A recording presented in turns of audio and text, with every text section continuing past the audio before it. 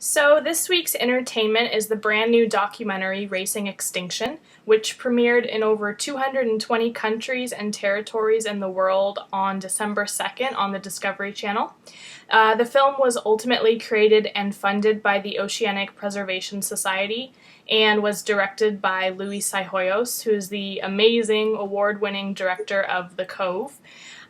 So basically, the film set out to expose issues of endangered species and mass extinction and brought to light a lot of really important issues. As you guys know, we've been waiting so long to watch this. I think we talked about it on our very first episode. We're now here at episode 18, finally going to talk about it. So, what did you guys think? Oh, I thought it was so emotional and so just needed for our country and the world, really. But even especially in our country, because I feel like that people just don't care, and it's like I feel like if they would see some of the things that a Racing Extinction brought to light, that they would maybe care a little bit more. Mm. I mean, there was just so many scenes that stick out in my mind from this movie, but just a couple that I wanted to mention was in the very beginning how they show the brown bird and how it's the very last one, and it's a male, calling out for a female that's never ever going to come because there's no females left. And that was just like heartbreaking to me to think that like all this bird wanted was somebody to love, and it was never going to happen for this bird. It was going to die essentially alone with nothing. So that made me really like sad to think about. And one of the other things that really stuck out is just the whole manta ray scenes where they first of all how they kill them, and just how it's kind of like almost a family affair because it's all that they know, and even they know that like they can't continue to keep doing this. Like the people who live in Indonesia know that they can't continue to keep killing these animals because they are seeing the depletion of the race of the animal. And it's just heartbreaking because they don't have any other way to live, and yet they know what they're doing essentially in their minds, and they know that there essentially is not going to be anything left for their next generation to hunt or make money off of, so they need to find a different way of life. Yeah. And it's sad to think that, there's not going to be any manta rays left on this earth because they're just getting killed in these horrific, horrific ways. I mean, that's probably one of the most disturbing scenes in the whole movie, for me anyway, was just watching how they were, like, literally gutted and killed. And then, of course, the whole shark fin trade is just unbelievably disgusting to think about. That was one of the times when I was actually brought to tears, is seeing the one shark swimming around with no fins. It's like, no, they need them. We do not need them. Well, we think we do. Like, it just blows my mind that people kill things because they think that they have healing powers. Like, that's what happens with rhino horns, elephant tusks, shark fins, manta ray fins. Like, they think that they have medicinal powers, but it's just a way to make a profit. They just tell people that they have healing powers, and they don't. Like that one worm that they showed that was worth, $44,000 a kilo for a little worm that people think can heal them. Like, it's ridiculous. Yeah. If you notice, like, a lot of the things that, like, he said was like, oh, it cures cancer. It cures cancer. Cures cancer. Yeah. I noticed that almost everything he said, he was like, it cures cancer. And I'm like, it does not cure cancer. Like, what are you talking about? Like, no. Yeah. I know, yeah. It was really, that part was really mind-blowing to me. I also was really heartbroken by the manta ray scene. That was the one that really did bring me to tears. Shawn Heinrichs, who is a huge part of the film, he was talking about how he once saved a manta ray from a fishing hook, and then later how he watched that one die and was just talking about it, and his emotion just really made me emotional as well. So, I mean, yeah, that's definitely was one of the biggest parts for me. Another part that I really liked was Leilani Munter. I love Leilani Munter.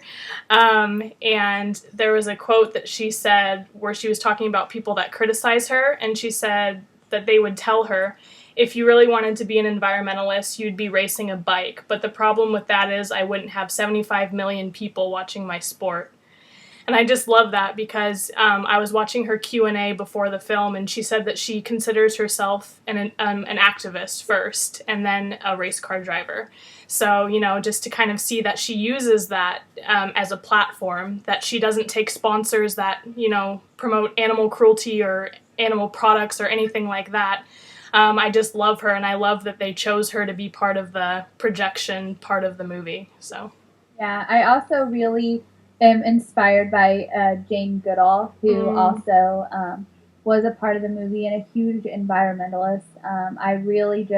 I love how the movie just brought together all of the people that you see fighting so hard for animals and so hard for our planet, so they can kind of be opened up to people who don't care, don't know, are educated and everything else. So I'm just so thankful for the documentary, and I'm so thankful that Discovery Channel, aired it all over the entire world. We had friends in Australia who actually got to see it before us because their time zone is like 12 hours ahead of us, so they got to see it before, and we're like, the same reactions we had, brought to tears, just emotional about the whole entire documentary. Another thing I found, really interesting for me as somebody who's always been interested in climate change is the fact that they introduced, even the mass extinction of humankind itself. And just what carbon dioxide is doing to this planet and what it's done to some of the coral reefs already. It's literally taking out coral reefs. Like, we are taking out whole habitats of animals, and it's just, we don't see it because it's underwater. So therefore it doesn't exist because we don't see it, but it's happening. And I mean, just the sheer mass of carbon dioxide that's going into the atmosphere daily, it just all needs to change. There's so much that needs to change in this world, and I just hope that more people open their eyes, watch this documentary, and just, don't turn a blind eye anymore. Don't, make small changes, just like this movie says. One small change can make a big difference. So. Well, and I think that going with the carbon dioxide thing was one of the most mind-blowing facts to me, and I don't have the specific numbers written down, so if either one of you know them, but they did a whole factory farming segment about all the carbon dioxide put into the air by one cow. And it was like, and all you had to do was not eat meat for 1 day, meat and dairy, 1 day a week. It's for an entire year.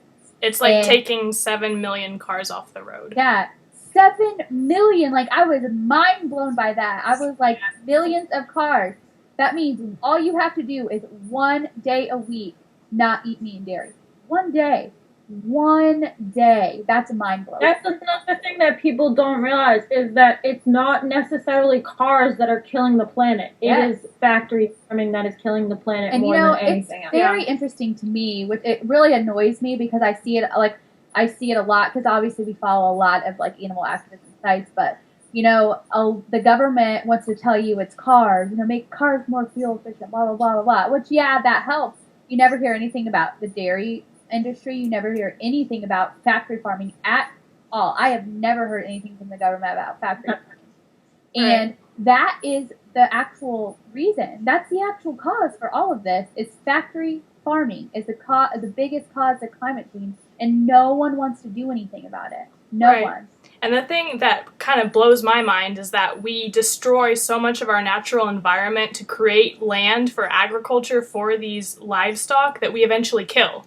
So we're destroying land in order to produce land to kill animals. So it's like a double offense. And it's mind-blowing to me. And I mean, it's crazy that factory farming isn't seen as a bigger issue, because cows produce an insane amount of methane, which is, also poisoning our planet just as much as cars are, so it's crazy. Yeah, and it's like because people just act like they cannot live without meat. And I'm telling you can. And it's not even, we're not even telling you to live without meat. We're just saying, think about it. 1 day a week, once a week, meatless Mondays, instead of, do meatless Mondays and dairy-free Friday. Seriously, it makes an impact. It makes an impact. Yeah, it reminds me of one of the quotes from the film. It said, "We look out of these eyes and ears and we think that's it, that's all there is." And I feel like that's so true. A lot of people think that what they see and what they know is everything. Like, the world revolves around humans. We have to have our meat. We have to have everything at the expense of the planet and the animals. And I mean, I think that quote just kind of encompasses everything.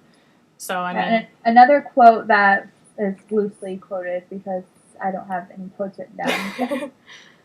Is at the very beginning of the film, it said that humans are like the asteroids that took out the dinosaurs. You know, like we are having that big of an impact on the planet that people are comparing humans to asteroids that just destroy. Like, you don't want to be remembered as that, you know? Like, make a future for your children. The thing is, like, I mean, we don't know what comes next after humans. Who's to say we're even gonna be remembered? Who's to say there's even gonna be anything after us? We could literally be the mass extinction of this planet as we know it.